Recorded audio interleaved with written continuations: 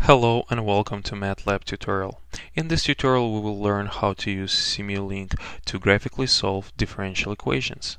Simul1 is a MATLAB companion program. It is an interactive system for simulating linear and nonlinear dynamic systems. Before we start solving differential equations, let's examine basic operations in simul1. We can open simul1 by clicking on its icon in the menu bar. simul1 will open library browser. Libraries are functions of toolboxes that you have installed on your computer. Let's create a new model by clicking on its icon in the library browser window. This is our work field.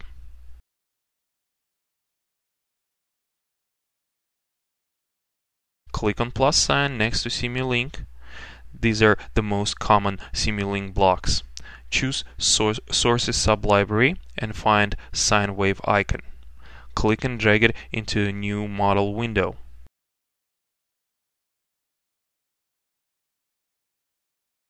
Now let's do the same with the scope icon in Sync sublibrary.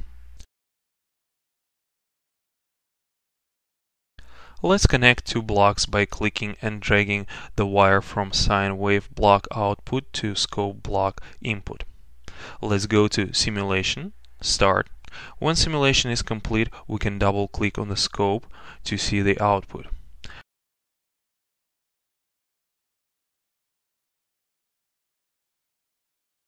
By clicking on binocular icon, we can readjust the axis. Let's change the frequency by double clicking on sine wave block and typing in 2 multiplied by pi multiplied by 10. This will make it a 10 Hz sine wave. Click OK and resimulate. We also can do it by clicking on the play arrow. We can see the sine wave is not displayed properly. This is because at higher frequency the sampling rate is not set high enough. From the model window, choose Simulation, Configuration Parameters. Let's change the stop time for the simulation to 1 and change solver type to fixed step with the increment of 0.001.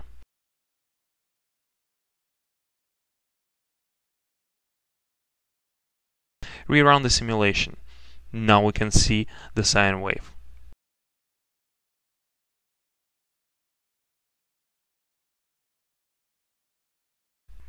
Drag the pulse generator block from the source sublibrary.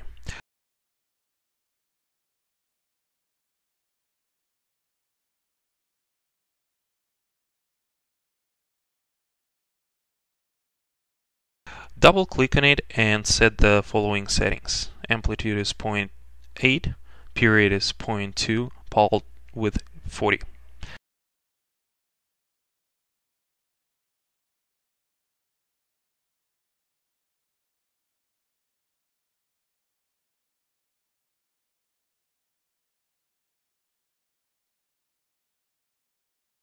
In the scope window, click on the parameters icon and change number of axes to 2.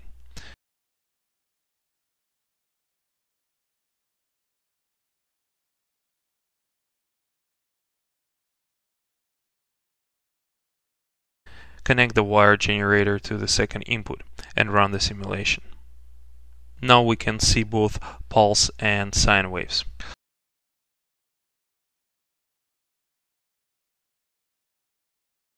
From continuous sublibrary, drag integrator block and put it in between pulse generator and the scope.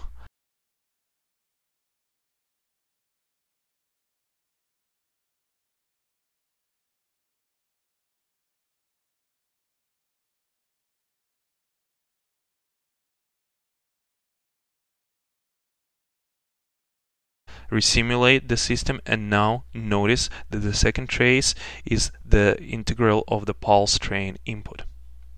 This concludes the first part of our tutorial on simul1.